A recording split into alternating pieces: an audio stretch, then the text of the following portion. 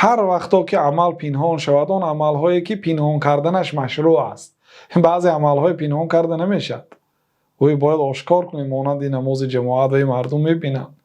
خب کسایی که ندیدن اونها نمیگویید این نماز عصر خوانده اومدیم نمیگویید، لیکن خیلی کسی دید آن عمل هایی که پنهان کردنش مشروع است، یعنی امکانیت هست.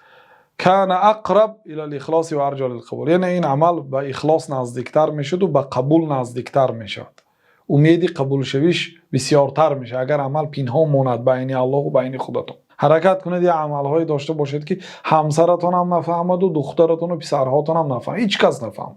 همیشه عمل هر یک آدم داشته باشد، بعد به همان عمل تکیه میکنید. این عمل های ظاهری دشوار است، این عمل هایی که مثلا کلان است، عمل های در نظر مردم نمایان است، این عمل ها که به جنت در آمدن دشوار است. والمخلص الصادق یحب اخفاء حسنات، آدمی که مخلص است، عمل ها را خالصا لله انجام میده و صادق است، راستگوی است با همراهی الله تعالی، راست است در ایمانش، راستگوی هست، این آدم حرکت می‌کند کارهای خیرش پنهان کند. کما یحب ان یخفى سیئات، هر یک آدم دوست می‌دارد که گناهش هیچ کس با خبر نشود. همه می‌خواهد که از گناهش دیگرها با خبر نشود.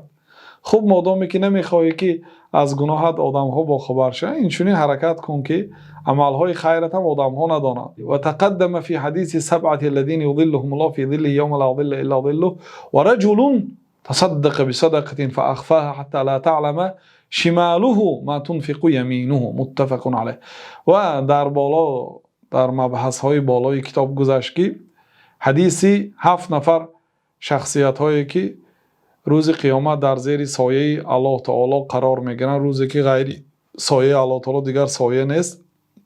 از بین این 7 نفر آدم ها پیامبر صلی الله علیه و آله یا آدمی را ذکر کردن که مردی که و دست راستش صدقه کرده است، دست چپش بیخبر مانده است. یعنی مراد همسایه ها، خویش و تبار، زن و فرزندا، نزدیکانش از همین خیرش بیخبر، هیچ کسی نمیداند. همین آدم روز قیامت در زیر سایه الله تعالی قرار میره. این حدیث در صحیح بخاری و مسلم است. یقول بشر بن الحارث رحمه الله لا تعمل لتذكر اکتم الحسنه كما تكتم السیئه. بشر ابن حارث گفتن که عمل نکن تا اینکه مردم تو را ذکر کنند، یعنی به خاطر اینکه در ورد زبان مردم شوی کار نکن، برای نامنبرات، برای مردم مرا ذکر کنند و تعریف کنند کار نکن. کارهای نیک را پنهان کن، چه خیلی که کارهای بد را پنهان میکنی. گفتن